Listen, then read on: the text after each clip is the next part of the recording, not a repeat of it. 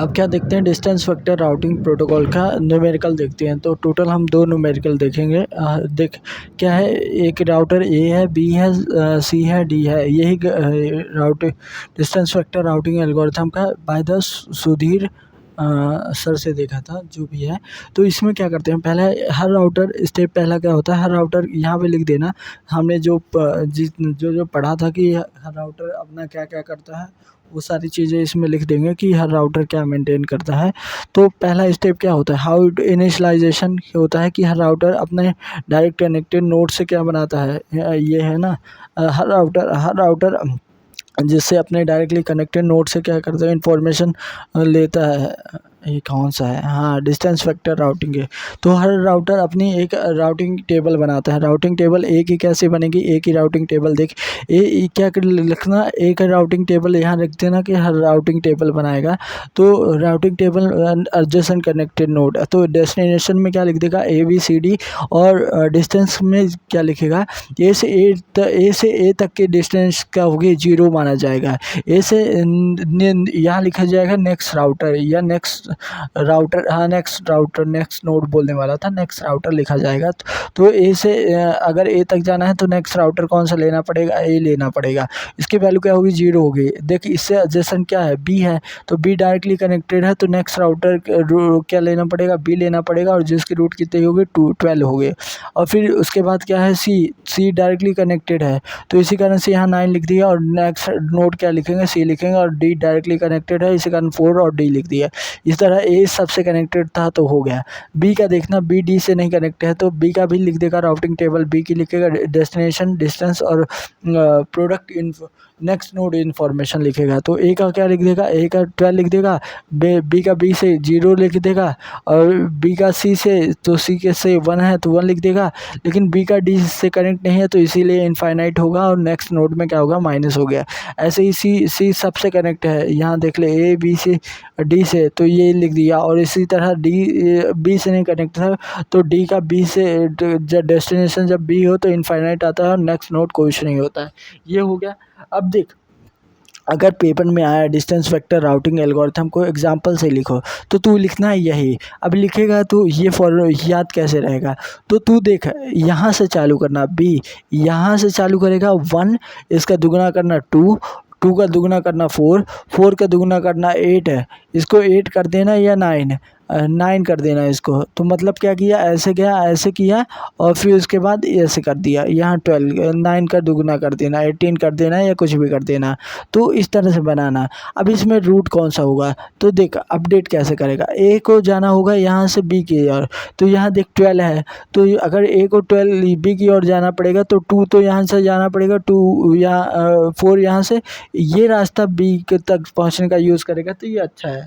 तो कैसे हो जाएगा, A4 + 2 6 हो गया, 7। अगर तू यहाँ 8 भी लिख देगा तो भी काम हो जाएगा तेरा, कि तू यहाँ 7 बना लेगा। तो यहाँ से देख, ए से ए तक की जाने की फिर स्टेप सेकंड में क्या होगा, राउटिंग इन्फॉर्मेशन टेबल एक दूसरे से शेयर होगी, और फिर क्या होगा, अपडेट होगा। तो देखेगा, तो यहाँ पे देख क्या हुआ कि अगर ए से बी तक जाना है, तो ए से डी गया, फिर डी से सी गया, सी से बी गया, तो ए से बी तक के लिए क्या हो जाएगा, 4 + 2 + 1, ये 7 होगा एटलीस्ट।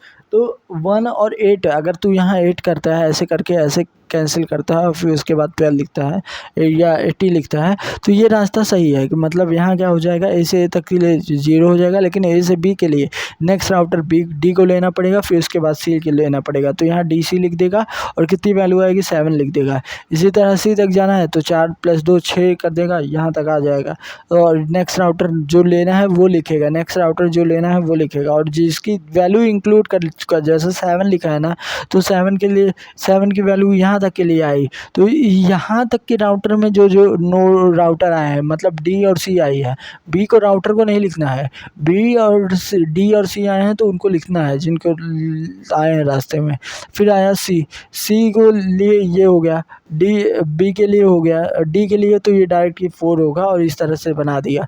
अब बी के लिए, बी को ए से कम्युनिकेट करना हो तो यही रास्ता अच्छा है, बी को सी से ये डायरेक्ट अच्छा है, बी को डी से, बी यहाँ डी से डायरेक्ट हो जाएगा, बी का हो गया। अब सी का ए से करना हो ये वाला अच्छा है, बट सी का बी से करना हो ये वाला अच्छा है, सी का सी से तो 0 होगा, सी का डी से तो ये वाला अच्छा है। मतलब इन दोनों को नहीं लेना है, इन दोनों को नहीं लेना है, बस ऐसे ही करना है। डी का ए से तो डायरेक्ट हो जाएगा, डी का बी से यहाँ से होगा, और डी का सी के ऐसे होगा, डी का डी से नहीं होगा। तो ये 2 स्टेप में ये क्या हो जाती है, राउटिंग टेबल बन जाती है। तो देख ले यहाँ से भी ये बन चुका है कि ए बी का जिस तरह एग्जाम्पल आया तो यही वाला डायग्राम बना देना, और इसको 1 2 4 8 और 8 का 16 कर देना। तो इस तरह से पहला एग्जाम्पल हो गया। अब देख गेट स्पेंसर ने क्या समझाया था राउटिंग प्रोटोकॉल।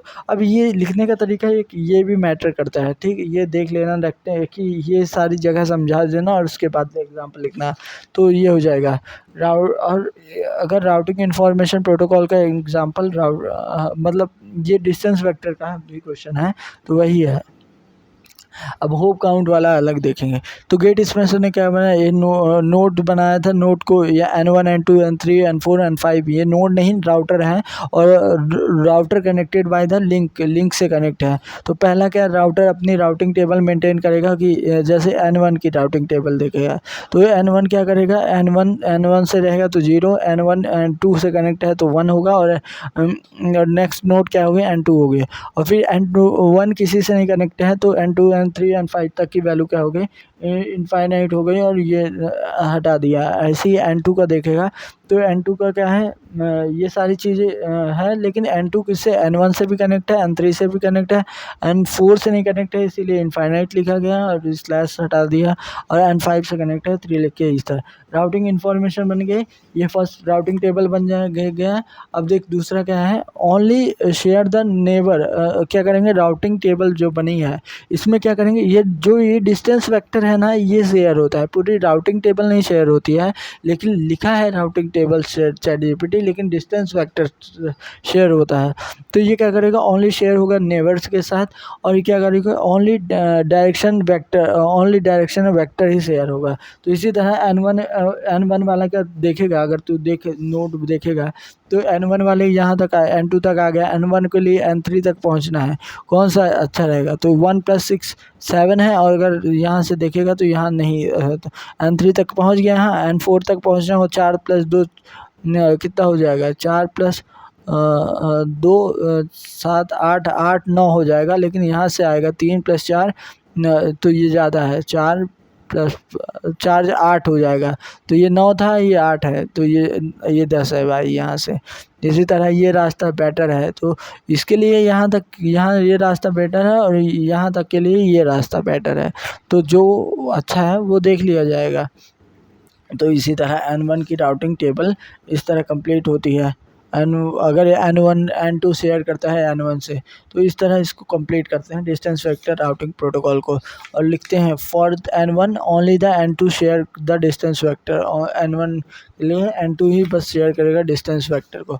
अब लिखने का तरीका भी देख ले जो बोल रहा था, अगर इन N1 में क्या होगा, N1 से N3 जाना होगा, N1 में N1 से N3 में, तो यहाँ से क्या होगा, यहाँ N1 से N2 जाओ प्लस N2 से N3 तक जाओ, 1 + 6 7, और मिनिमम देख लेंगे इनफाइनाइट, और 7 में 7 ही आएगा, N1 से N4, तो यह N1 + N2 N1 से लेके N2 और प्लस N2 से लेके N4, तो 4 आया, तो मिनिमम इनफाइनाइट, और इसमें क्या आएगा 4 आया।